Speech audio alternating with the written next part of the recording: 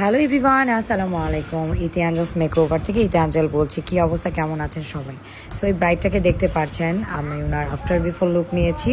3 দিন আমার এখানে মেকওভার করেছে, হলুদের, বিয়ের অ্যান্ড বৌভাত। সো তিনোটা অ্যাড করে দিয়েছি। আপনারা বলবেন কোনটা সবচেয়ে বেশি ভালো লাগলো আপনাদের কাছে।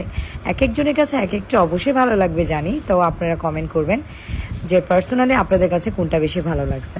সো আমি তিন রকম হয়েছে কিনা সেটাও কমেন্ট করবেন যে তিন রকম হয়েছে কিনা।